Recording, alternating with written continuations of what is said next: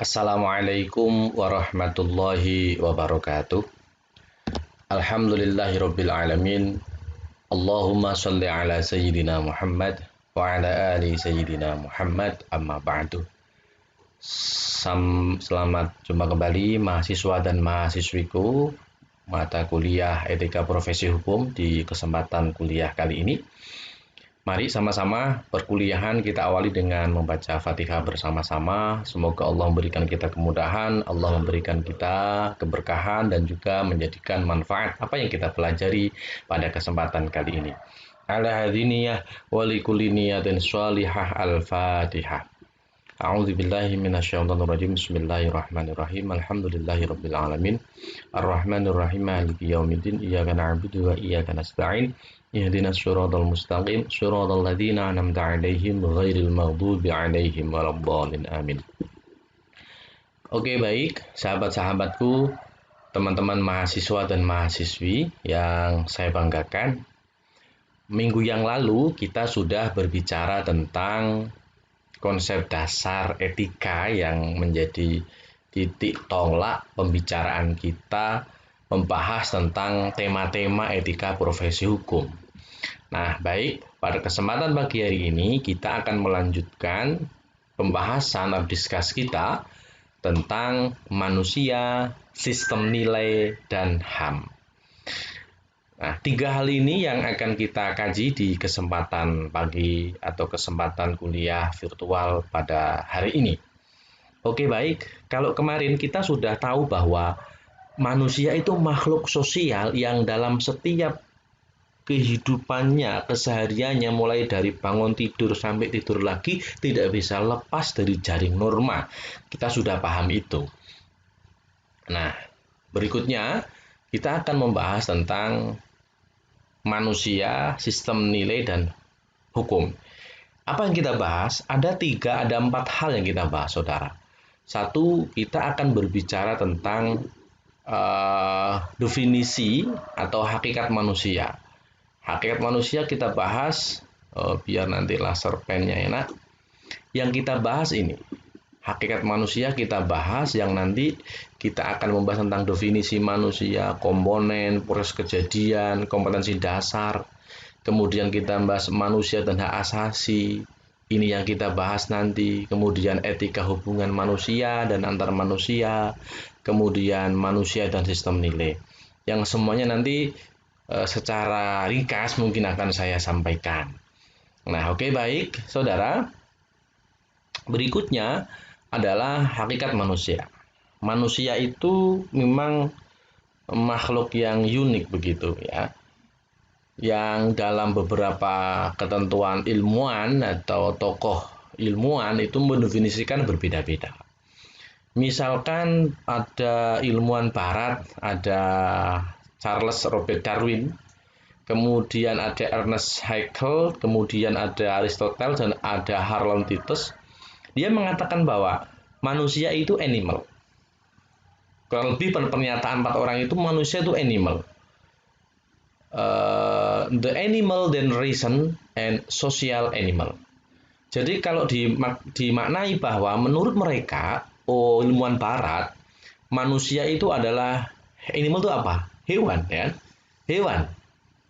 Kemudian ada lagi the animal then reason.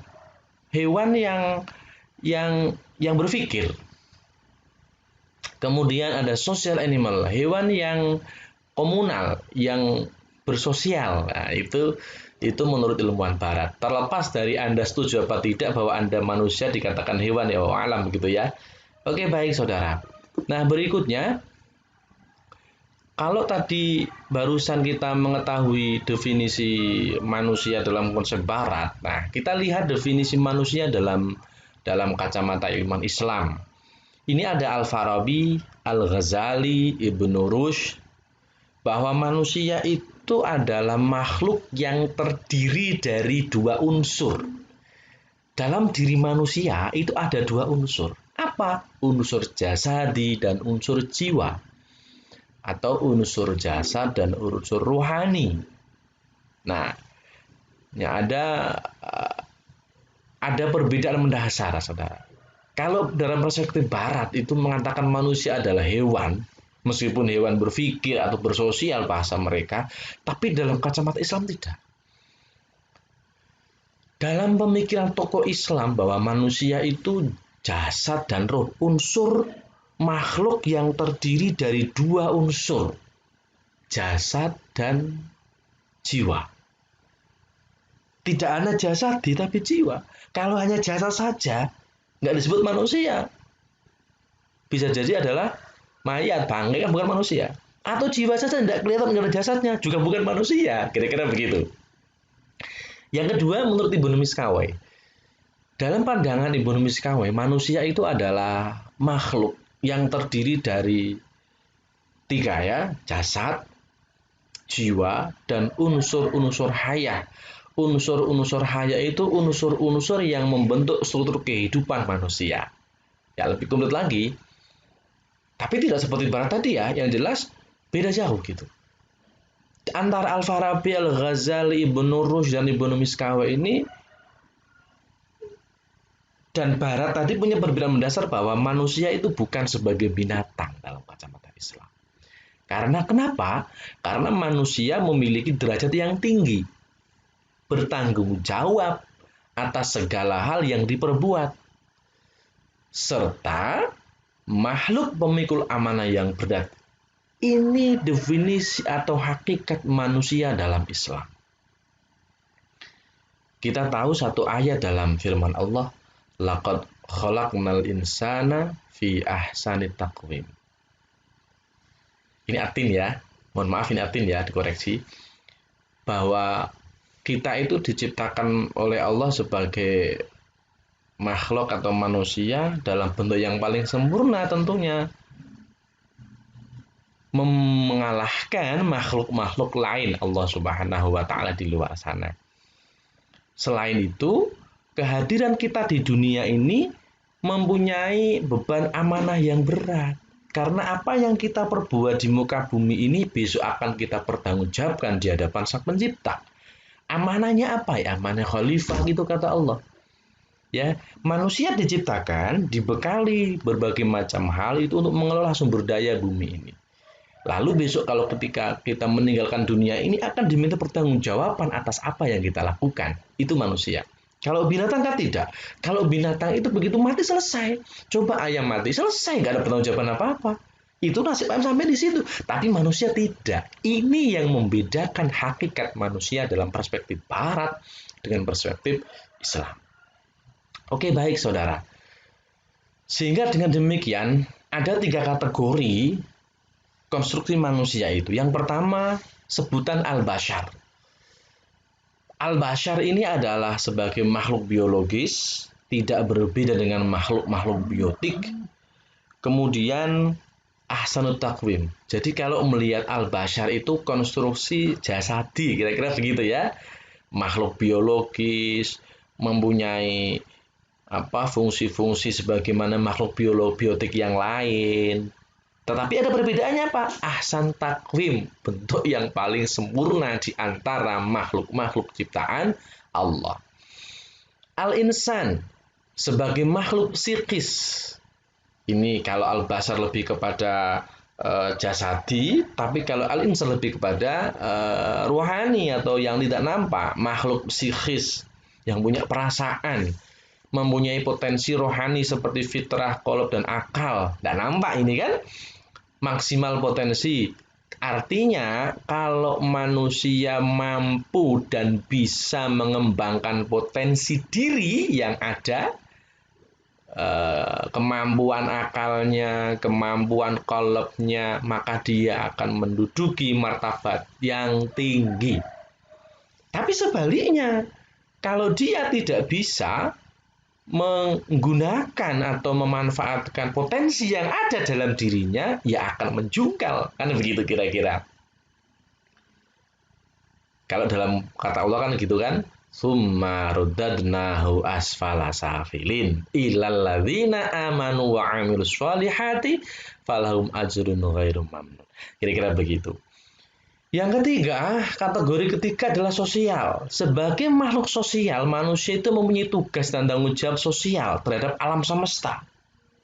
Apa? Menjaga ketentraman penciptaan, menjaga keteraturan ekosistem alam, menjaga agar apa yang kita tempati, yang kita huni ini bisa nyaman. Itu manusia dalam konteks kategori sosial. Oke, baik saudara. Nah, sekarang kita akan menginjak kepada proses kejadian. Bagaimana sih proses kejadian manusia? Nah, kalau Anda saksikan gambar di sebelah ini kan ada gambar di mana proses sel jantan gitu ya menembus sel telur. Nah, kira-kira begitu. Ada yang menerangkan secara rinci seperti Al-Mu'minun ayat 11, ayat 12 dan 14 dan surat Al-Hajj ayat 5. Nanti silahkan dicek bagaimana bunyi ayat ini. Tetapi Anda harus ingat bahwa keterangan yang ada disebutkan oleh Allah dalam Al-Quran itu memberikan pelajaran kepada kita yang tidak cuma-cuma, artinya jangan dibiarkan begitu saja begitu. Tapi apa yang telah Allah sampaikan, kita baca, kita renungi, kita hayati sehingga menjadi pembelajaran kepada kita. Merenungi keadaan diri kita. Nah, dari beberapa keterangan itu proses kejadian manusia kita lihat yang pertama tahap nutfah. Nutfah itu ya sperma gitu atau ya benda cair. Ya, kemudian tahap alaqah, tahap tahap mudghah segumpal daging, tahap idham tulang, kemudian tahap laham daging dan ijadus syai' wa tarbiyatuhu. Ketika sudah berbentuk daging dalam tubuh manusia dalam perut ibunya, itu kemudian baru berbentuk. Kemudian mulai dari saat itu ditarbiyah oleh Allah, diberi apa namanya hak-hak oleh Allah, keputusan umur, rizki, jodoh dan lain sebagainya. Artinya dalam konsep Islam proses penciptaan manusia itu diterangkan, dijelaskan rigid dengan sebegitu luar biasa. Bisa jadi tidak ada teknologi yang sehebat apapun di dunia ini yang mampu menyaingi, menandingi proses penciptaan manusia. Mungkin ada teknologi yang mungkin robot, tapi kan tidak bisa sebagaimana kompleks seperti manusia. Itulah kekuasaan Allah yang tidak bisa ditandingi. Oke, baik. Proses manusia. Kita sudah melihat bagaimana manusia tadi dikonstruksikan sebagai makhluk yang luar biasa. Dengan proses penciptaan yang begitu hebat. Maka sesungguhnya manusia itu punya potensi dasar yang tentu tidak dimiliki makhluk lain. Gitu. Ayat-ayat Al-Quran yang berkaitan dengan alat-alat potensial yang dianugerahkan Allah kepada manusia itu banyak, saudara. Ini bisa dicek nanti. Yang pertama, bahwa manusia itu punya indera, alat peraba dan alat pembau. Indera ini ya, indera perasa dan indera penciuman. Ini diterangkan oleh Allah dalam surat Al-An'am dan surat Yusuf. Dicek nanti ya, di Android sampean itu jangan cuma dibuat WA saja, tapi dipasang, diinstal aplikasi Quran sehingga bisa dibaca setiap saat, bisa kita kaji. Yang kedua adalah as-sam'u, alat pendengar, indera pendengar. Ini di surat Al-Isra ayat 36 dan Al-Mu'minun ayat 78. Kemudian ada al-absar, punya atau potensi penglihatan, indera penglihatan sebagaimana firman Allah di surat Al-A'raf 185, surat Yunus ayat 111 dan 11 dan As-Sajdah ayat 27. Yang keempat, akal. Manusia dibekali oleh Allah akal, daya fikir supaya mereka mau berpikir, supaya kita mau berangan-angan akan semua ciptaan dan nikmat Allah. Ini seperti yang tertuang dalam surat Ali Imran ayat 191 dan Al-An'am ayat 50, kemudian Ar-Ra'd ayat 19 dan Thaha 53 dan 54. Yang terakhir adalah al-qalbu. Ini dibekali oleh Allah potensi. Nah, semua yang Allah berikan ini sebagai bekal untuk menjadi manusia yang paripurna, yang tadi ketika besok kita kembali kepada Allah menjadi orang-orang yang luar biasa. Nah, kira-kira begitu. Nah, oke baik saudara. Tadi sudah membahas potensi dasar, sekarang begini. komponen-komponen fitrah yang merupakan potensi dasar manusia. Karena tadi temanya adalah manusia, sistem nilai dan hukum, maka kita bahas manusia dulu, kita kupas. Ada komponen-komponen dasar, bekal, bawaan, begitu kira-kira, yang merupakan potensi dasar yang kalau dikembangkan, itu bisa menjadi luar biasa. Yang pertama adalah bakat dan kecerdasan. Kita itu dibekali itu oleh Allah, punya bakat, punya kecerdasan, yang mungkin kecerdasannya bisa bervariasi, tetapi yang jelas di atas kecerdasan makhluk Allah yang lain, selain manusia, kira-kira begitu ya. Yang kedua adalah nafsu dan dorongan atau drives. Kita dibekali itu. Kemudian yang ketiga adalah hereditas atau keturunan, insting atau gharizah. Yang kelima adalah karakter atau tabiat. Yang keenam adalah intuisi. Ini bekal manusia yang mungkin nggak dimiliki oleh makhluk lain. Coba malaikat. Oke, malaikat mungkin punya kecerdasan, tapi ingat malaikat tidak punya nafsu, ya, bahkan tidak punya keturunan, ya kan? Ya. Kemudian makhluk Allah yang lain.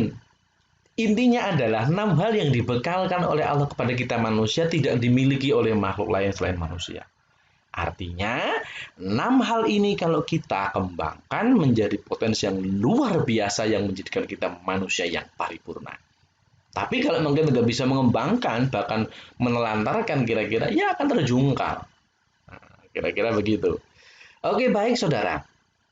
Nah, sekarang kita membahas bahwa manusia itu makhluk sosial yang kesehari tidak bisa lepas dari hubungan yang lain, atau dalam bahasa lain adalah human relation antara satu dengan yang lainnya. Apa itu human relation? Human relation adalah suatu proses interaksi antar individu untuk mempertahankan keseimbangan agar tercipta suatu keserasian, keselarasan, dan kebahagiaan dalam tatanan kehidupan manusia. Jadi, dalam keseharian, manusia itu tidak bisa lepas dari komunikasi, interaksi dengan orang lain. Nah, proses interaksi antara satu dengan yang lain dalam rangka mempertahankan keseimbangan agar serasi, seimbang, bahagia untuk menciptakan tatanan hidup yang baik, inilah human relation. Karena interaksi satu dengan yang lain itu tidak bisa asal-asalan, apakah tidak bisa yang penting ngomong, tidak. Tapi bagaimana ketika individu satu dengan individu lain saling berkomunikasi dalam rangka apa? Mempertahankan keseimbangan agar selaras, bahagia, tercipta tatanan hidup yang luar biasa. Apakah bisa Anda membayangkan, saudara? Anda hidup dengan orang lain, tetapi dalam kehidupan Anda itu tidak harmonis dengan orang lain. Kan repot. Tentu tidak mungkin akan tercipta tatanan hidup yang bahagia. Anda hidup di kampung, tidak akur dengan tetangga sebelah, tentu Anda akan menghindar lewat depan rumahnya. Sungguh tidak nyaman hidup demikian. Apalagi kalau sudah tidak akur dengan seluruh sekitar rumah, juga nyaman sama sekali. Maka tentu tidak baik. Oke, baik saudara, apa yang kemudian falsafah atau dasar dari human relation ini? Hubungan atau maksud dari hubungan ini adalah satu, interest. Manusia itu pasti membutuhkan orang lain, pasti punya kepentingan dengan orang lain, sehingga mau tidak mau dia akan berhubungan dengan orang lain. Yang kedua adalah perbedaan pada individu. Karena tidak sama, sehingga saling melengkapi, saling memberi, kan begitu kira-kira. Yang ketiga adalah human dignity, harga diri, untuk menjaga harga diri. 3 hal ini yang kemudian mendasari secara filosofis kenapa human relation itu harus ada. Nah, sehingga dengan demikian sifat hubungan antar manusia itu mestinya dibangun, satu mendalam, yang kedua aktif dan reaksi. Artinya ketika membangun komunikasi dengan orang lain, ya jangan asal, jangan yang penting tidak, tapi betul-betul dibangun kesadaran yang mendalam antara satu individu dengan individu lain, agar tercipta keharmonisan. Yang kedua, harus aktif dan reaksi. Artinya ketika diajak komunikasi orang, diajak berinteraksi, ya kita sambut dengan baik. Kita aktif. Nah, jangan pasif. Mana mungkin tercipta keindahan hidup atau keserasian kalau kita pasif. Nah, kira-kira begitu. Ini prinsip dasar dari human relation. Oke, baik saudara. Nah, berikutnya adalah apa yang harus kita perlukan dalam hal kaitan hubungan antar manusia dan kebutuhan manusia. Satu, syarat-syarat hubungan antar manusia itu ada unsur empati, kemudian simpati, diawali saling perhatian sehingga menjalin interaksi yang baik dan komunikasi akan berjalan lancar. Yang keempat, paham kebutuhan. Maka yang menjadi terbelakang komunikasi itu mestinya ada tiga ini ya, simpati, empati, perhatian, paham kebutuhan. Bukan karena minta, bukan karena maksud apa-apa. Lalu kebutuhan dasar manusia itu apa? Kebutuhan dasar manusia itu ada kebutuhan dasar, rasa aman, nyaman, rasa sayang, cinta, harga diri, aktualisasi diri. Nah, ini perlu ada. Nah, kemudian apa sih sebetulnya tujuan dari hubungan antar manusia itu? Tentu ada dua hal. Yang pertama adalah menemukan diri sendiri. Yang kedua adalah menemukan dunia luar. Begini maksudnya. Kalau kita bisa menjalin hubungan baik dengan orang lain, kita akan tahu hakikat diri kita seperti apa. Bahkan Anda juga akan tahu ternyata Anda itu masuk kategori orang yang seperti apa. Nah, maka yang saya katakan paham diri sendiri seperti itu. Oke. Nah, yang kedua adalah karena kan ini kadang gini, orang tidak sadar dirinya seperti apa. Orang tidak sadar bahwa dia itu pemarah. Orang tidak sadar bahwa dia itu pelit misal. Orang tidak sadar kalau dia itu adalah keras kepala. Maka dengan komunikasi dengan orang lain, dia akan paham hakikat dirinya. Maka penting bagi saudara itu memperbanyak jaringan sehingga tahu karakter sampean itu. Bahkan penting juga ketika Anda itu membuka diri, silahkan teman-teman tolong menilai saya, kritik saya, itu penting agar tahu mengenal diri Anda itu siapa sebetulnya. Jangan-jangan teman-teman Anda itu diam karena nggak suka. Jangan-jangan teman Anda menghormati Anda karena takut. Kira-kira begitu loh ya. Yang kedua adalah tujuan dari human relation itu adalah kita menemukan dunia luar. Dunia yang tidak pernah kita kenal. Kalau kita kenal banyak orang, otomatis apa? Kita tahu berbagai banyak hal. Kita tahu banyak hal yang tidak mungkin kita tahu sebelumnya. Nah, kira-kira begitu. Tujuan. Maka penting membangun hubungan antar manusia itu penting. Jangan bahasa Jawa yang dekem begitu, jangan. Gitu ya. Oke, baik saudara. Nah, manusia sudah kita bahas. Yang bagian pertama kita membahas tentang manusia dan sistem nilai. Kemarin kita sudah berbicara tentang manusia atau kehidupan manusia dalam jaring norma. Oke, baik. Nilai merupakan sesuatu yang abstrak yang dijadikan pedoman serta prinsip-prinsip umum dalam bertindak dan bertingkah laku. Sesuatu yang berharga, keyakinan yang dipegang sedemikian rupa oleh seorang sesuai dengan tuntutan hati nurani atau pengertian secara umum. Nilai juga seperangkat keyakinan, definisi nilai ini, seperangkat keyakinan dan sikap-sikap pribadi seseorang tentang kebenaran, keindahan, penghargaan dari suatu pemikiran, objek atau perilaku yang berorientasi pada tindakan dan pemberian arah serta makna pada kehidupan seseorang. Ada tiga definisi nilai yang mungkin bisa memahamkan kepada kita. Sistem nilai itu merupakan sesuatu yang abstrak, tetapi bisa dijadikan pedoman dan prinsip umum dalam bertindak. Nilai itu juga bisa dimaknai sebagai keyakinan yang dipegang, yang diyakini oleh hati nurani. Atau juga nilai itu adalah sikap pribadi tentang kebenaran. Meyakini mana yang benar, mana yang indah, kemudian yang itu menunjukkan bisa menuntut seseorang untuk melakukan hal yang lebih baik ke depannya. Kemudian ciri nilai, satu, nilai-nilai membentuk dasar perilaku seseorang. Nilai nyata dari seseorang diperlihatkan melalui pola perilaku yang konsisten. Nilai menjadi kontrol internal bagi perilaku seseorang. Nilai-nilai merupakan komponen intelektual dan emosional. Satu, yang perlu diketahui bersama bahwa uh, nilai itu bisa membentuk dasar perilaku seseorang. Karena ketika sesuatu hal diyakini baik, itu bisa menuntun dirinya untuk melakukan kebaikan. Nilai itu nyata, yang bisa muncul dari perilaku yang ditampilkan seseorang. Yang ketiga, nilai itu bisa menjadi kontrol. Ketika orang melakukan sesuatu, dia akan sadar, oh ini tidak baik yang saya yakini. Kemudian nilai itu merupakan komponen intelektual dan emosional yang ada dalam dirinya. Artinya apa? Kalau orang meyakini sebuah nilai kebaikan, tentu konstruksi kebaikan itu sudah dipahami dengan baik, sudah merasuk dalam dirinya. Nah, sekarang manusia dan hak asasi. Ada definisi dari John Matterson, satu ungkapan, human right could be generally defined as those rights which are inherent in our nature and without which we cannot live as human being.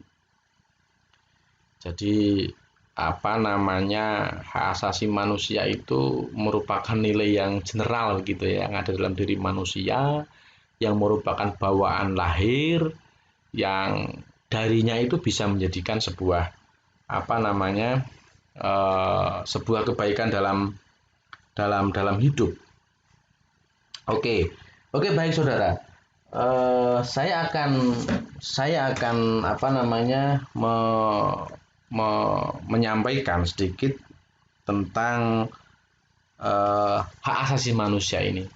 Pada prinsipnya adalah asasi manusia adalah dasar yang di bawaan lahir, kira-kira begitu. Ada beberapa komponen yang menjadi hak yang melekat dalam diri manusia itu. Ada definisi lain, Roosevelt mengatakan bahwa dalam hidup bermasyarakat dan bernegara, manusia memiliki 4 kebebasan, the four freedom. Kebebasan ini yang kemudian menjadi hak dasar dari manusia itu. Satu, kebebasan berbicara atau menyatakan pendapat, freedom of speech. Yang kedua, kebebasan beragama, freedom of religion. Yang ketiga, kebebasan dari rasa takut, freedom from fear. Yang keempat, kebebasan dari kemelaratan atau freedom from wrong. Jadi manusia itu dijamin sebetulnya dalam hidup bermasyarakat. Ini menurut pendapat Roosevelt. Nah, oke, baik saudara.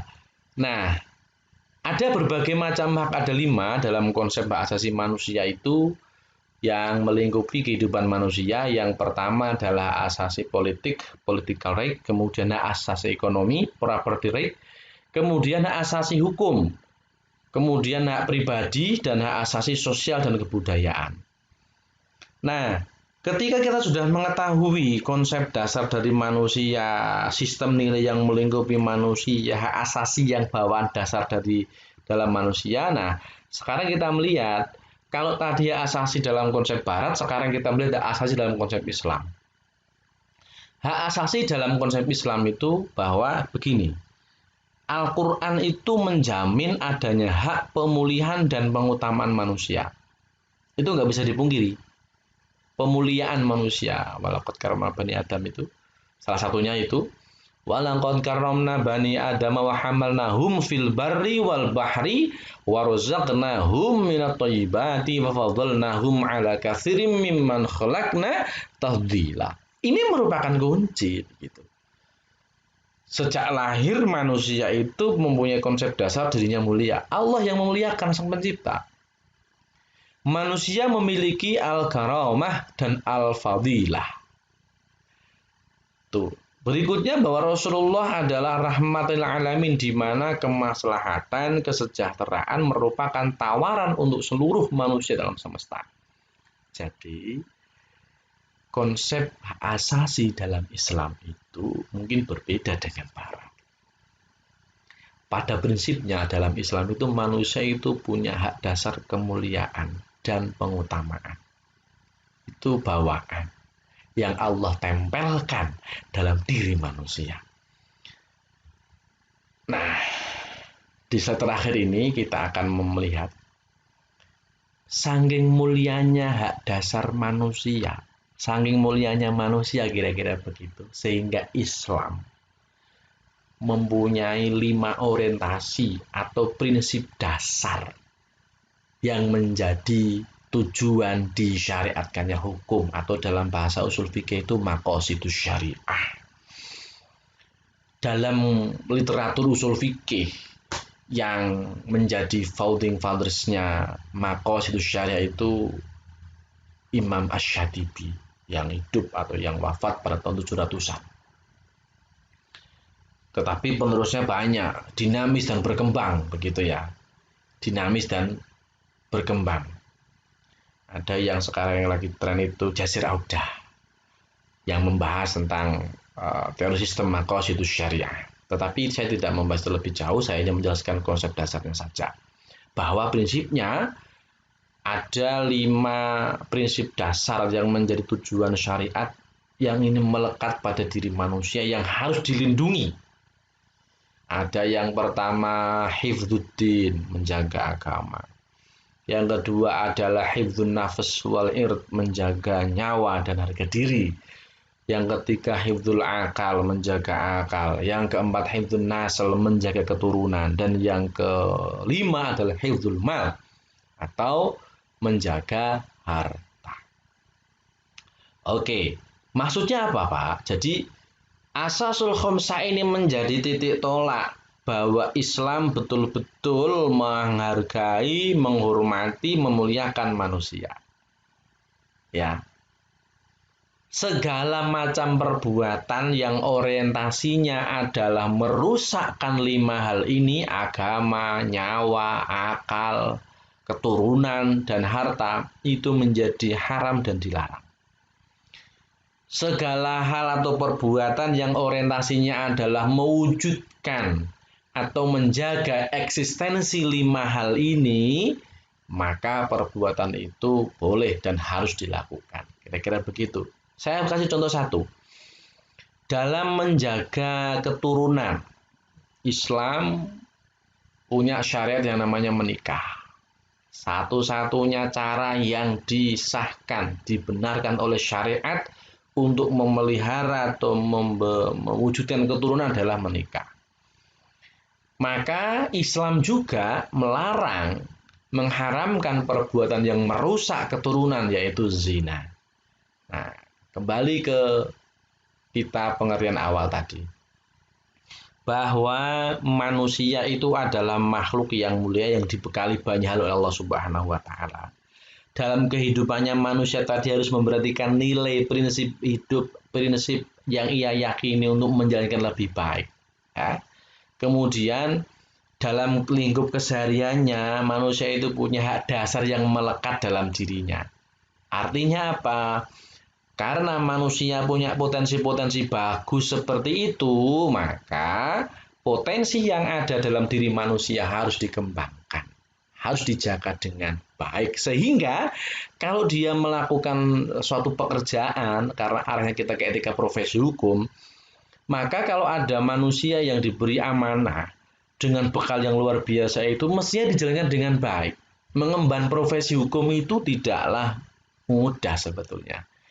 Potensi yang ada dalam diri manusia dengan hak dasar seperti yang tadi saya jelaskan mestinya mampu, kira-kira begitu, menjadi pribadi yang baik, menjadi pribadi yang luar biasa, menjadi pengemban profesi hukum yang handal, hebat, dan luar biasa.